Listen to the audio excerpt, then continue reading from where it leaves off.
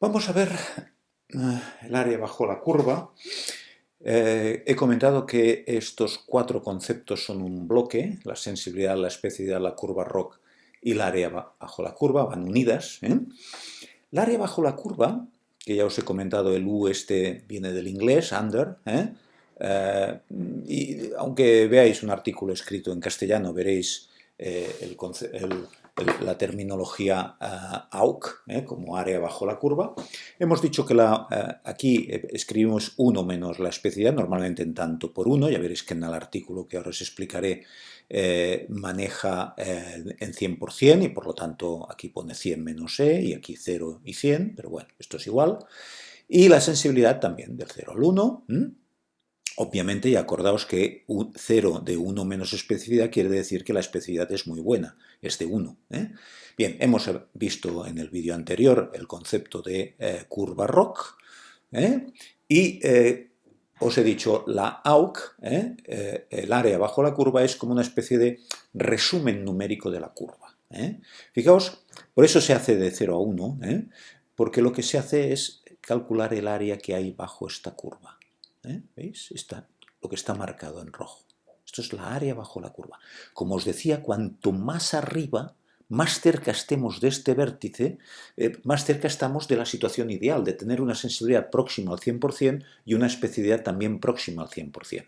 ¿De acuerdo? Por lo tanto, la curva lo ideal es que esté muy para arriba y por lo tanto el área sea lo más grande posible, lo más próximo a 1 o al 100% si se expresa en porcentaje. ¿De acuerdo? ¿Veis? Bien. Por lo tanto, este es el concepto, es simplemente esto, el cálculo de esta área. Es como podéis ver, un resumen de la forma de la curva. ¿No? Muchos artículos, veréis solamente la AUC, no la curva. En el artículo que os enseñaré están las dos cosas, pero la AUC muchas veces es suficiente porque te está dando el resumen de la curva, de cómo es aquella curva. ¿De acuerdo? En los ejemplos que os he puesto antes, fijaros, edad, una AUC de 0,5 del 50%. Esto es una AUC mala, mala, porque de alguna manera me está diciendo que esto es como tirar una moneda. No, no, esto es una AUC mala. Sería el ejemplo de una AUC mala. Esto sería el ejemplo de una AUC, la altura, un poco mejor, de un 70%. Es una AUC superior, del 70%. Y esto sería una AUC mucho mejor, una AUC aproximadamente del 90%, del 0,9 en tanto por 1. ¿De acuerdo?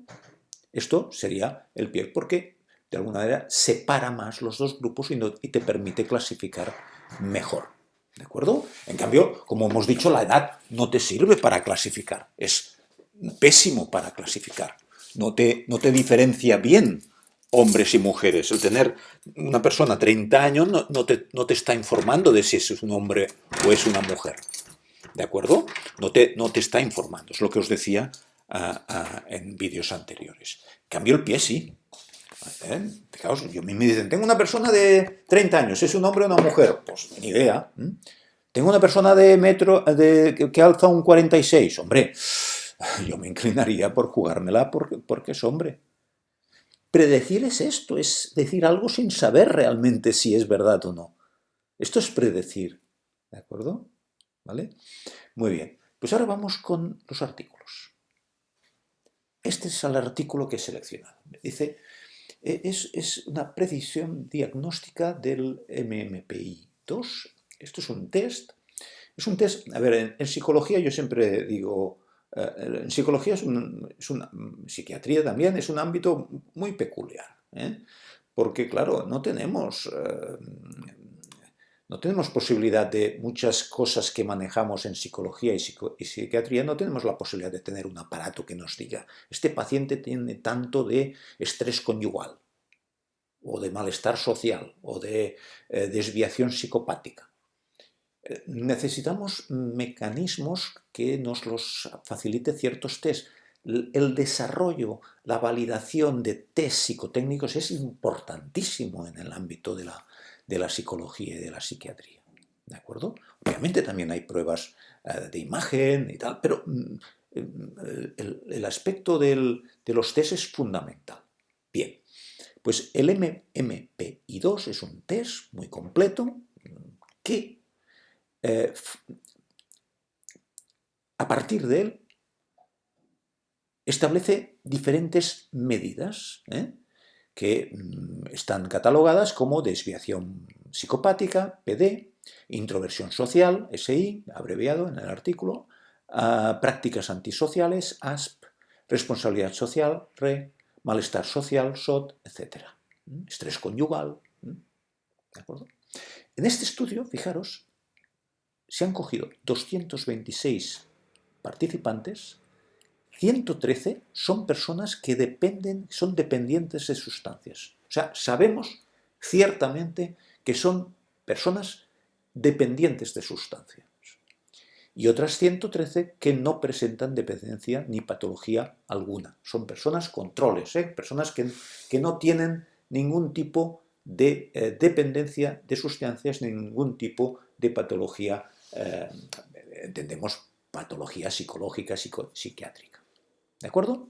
Este es en los vídeos anteriores, hablando de la sensibilidad, de la especificidad, os decía la importancia que tiene para evaluar un método diagnóstico, de alguna manera manejar pacientes de los dos tipos, de los positivos y negativos. Aquí nos está diciendo, nosotros, los que hacen este artículo, que es entre la Universidad de Salamanca y la Universidad Nacional Autónoma de México, toman 226 pacientes, 113 dependientes de sustancia, 113 no dependientes de sustancia. Y lo que hacen es ver cómo a partir de este test y de estos diferentes escalas, estas diferentes escalas que proporciona el test, que son escalas cuantitativas, como ahora veréis, cómo nos puede servir cada una de ellas y cuáles me van a servir más y cuáles me van a servir menos para poder diagnosticar si un paciente tiene o no dependencia de sustancias. ¿De acuerdo? Claro, yo imaginaos que yo tengo un paciente que me dice, yo no tomo nada, no dependo de ningún tipo de sustancia. Puede ser que te esté mintiendo. Entonces, de alguna manera tú, con este mecanismo, lo que intentas es establecer un mecanismo lo más objetivo posible para hacer un pronóstico. Y a lo mejor ahondar más en las pruebas para ver realmente si es una persona dependiente, porque a ti te sale que con muchas posibilidades es una persona dependiente a pesar de que te diga que no.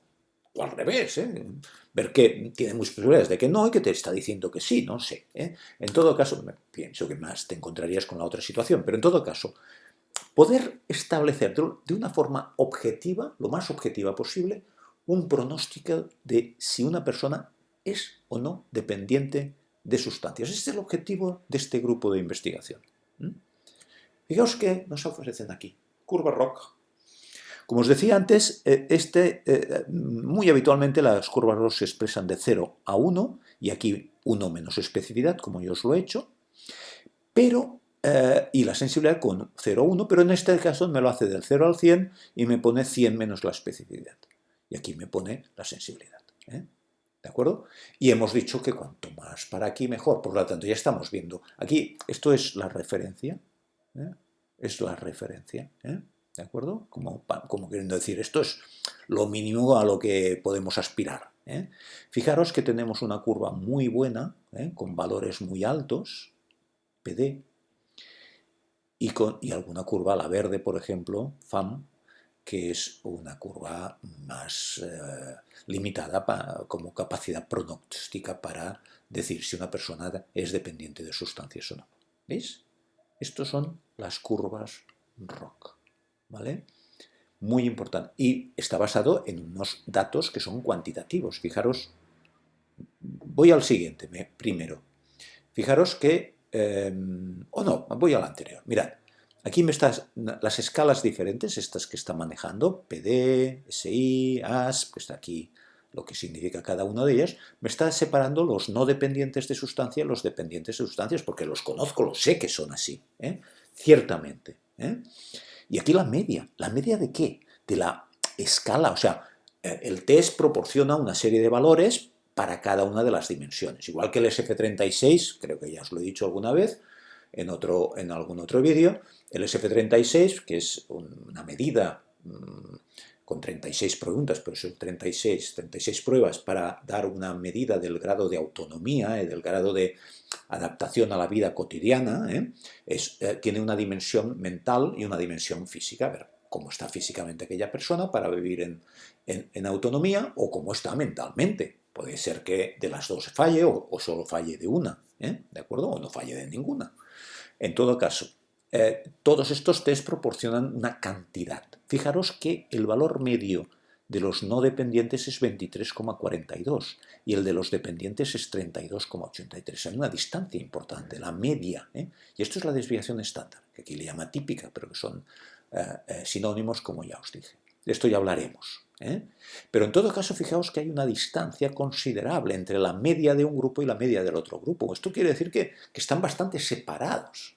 En cambio, si yo cojo la ASP, fijaos que tengo 10,12 y 12,35, están más juntitos y la desviación estándar no es mucho más pequeña, es 4,2 y esto es 4,6, 3,5, 4,9, aquí es un poco más diferente, más pequeña, ¿no? Pero están muy próximos, están muy mezclados.